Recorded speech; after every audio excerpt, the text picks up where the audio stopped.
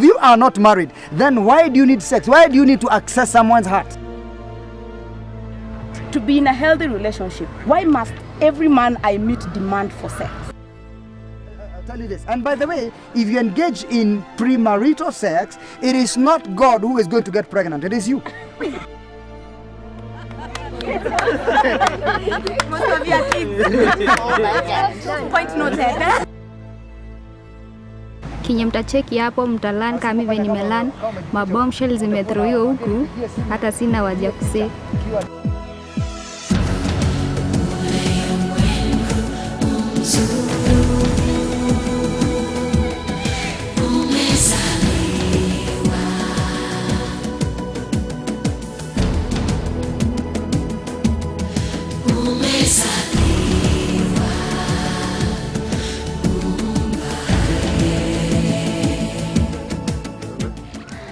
Well, most youths in this generation would like to call it dating.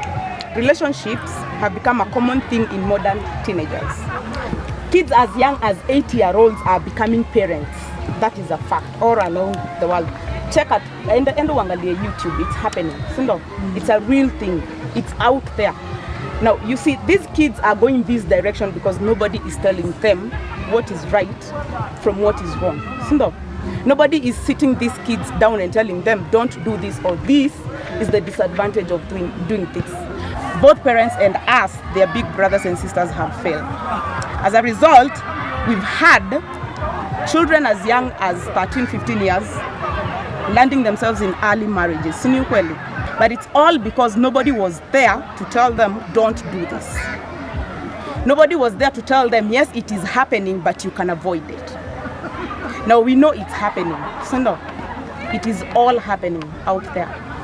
And there is something we can do about it. We want to give each and every youth, teen, mid-20s, mid-30s, everyone out there who feel my heart has been broken. I'm supposed to be in a relationship and I'm not.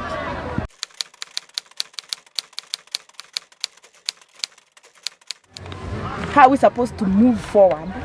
How are we supposed to know who is right for us? How do we know, am I dating the right person? Is this relationship healthy? What is a healthy relationship in itself? To be in a healthy relationship, why must every man I meet demand for sex? And then after the sex, why do these men walk away?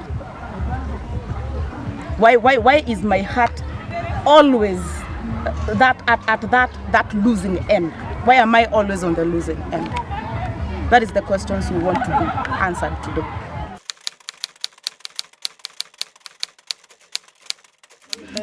A healthy relationship is when you understand each other, you're able to cooperate in what you're doing.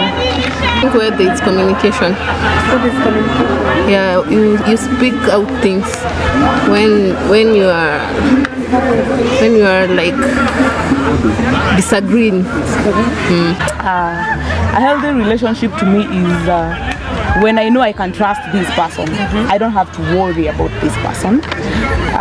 Also, I'd like to think a healthy relationship is when I know everything is right. Everything, there is what we believe in as a couple, and we follow to the latter.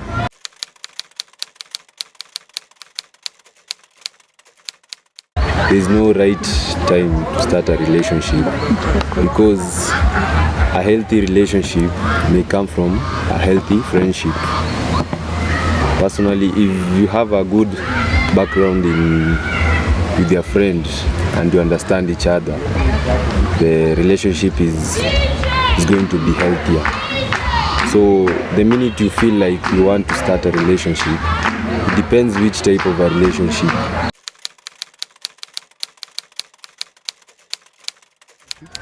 You know, I think you know when the minds match.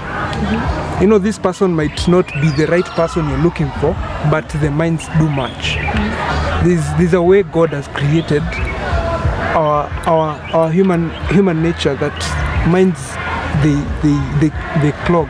Let me use the word clog each other. Yeah? So to me, I feel when the minds are speaking the same thing, and you're able to hold that person's hand and move in the same direction, and you're able to correct each other.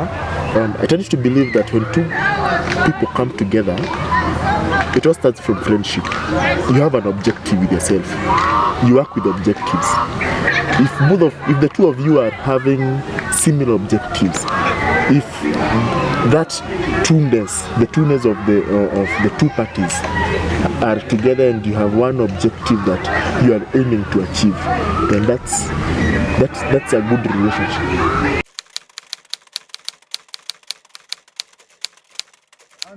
I must admit that the answers that you've given are really good. I will just add one or two things. Number one, there is no right age of starting a relationship.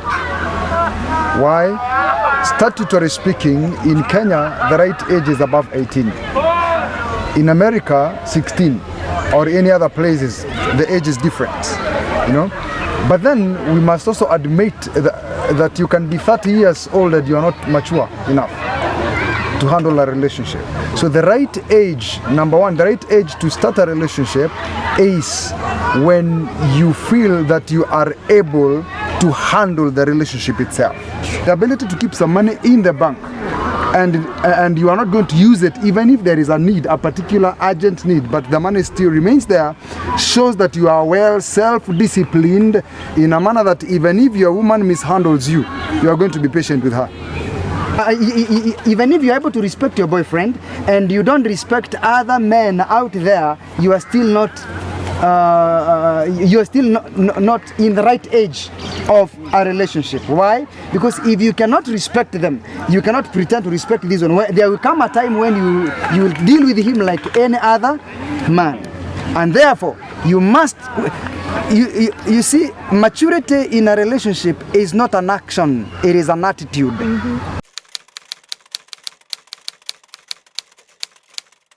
Because when you are friends, then you can cultivate your love. Do not date someone who you are not friends to. Friends communicate. Friends talk to one another. But lovers do not necessarily communicate. Love is an emotion, friendship is not. Where there are emotions, emotions fluctuate. Love is an emotion. Where there is love, there can be hate.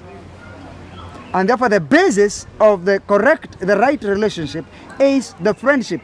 Even in marriage, those who are married, they must live as friends. Because friendship is the basis of love. Love is not the basis of friendship. Below 26, she will make silly mistakes and many mistakes. Stupid mistakes. 26. And a man matures psychologically at 28. That is what research shows.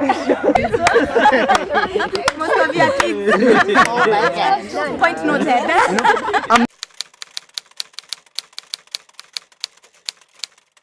In sex, I must tell you this.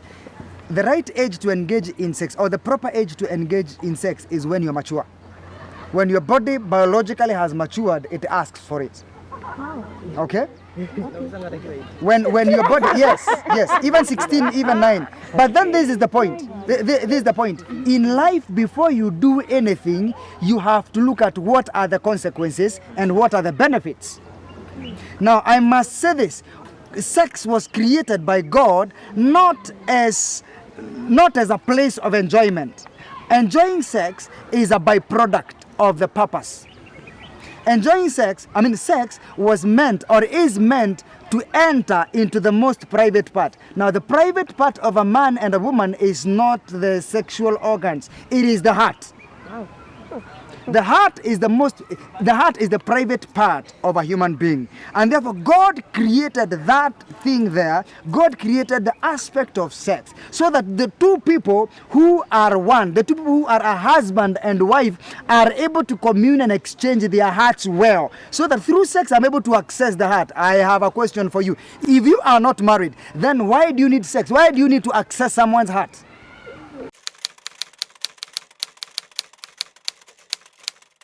Woman, if you engage in premarital sex, it is not God who is going to contract STIs. It is you who is going to contract STIs. Let me explain this to you.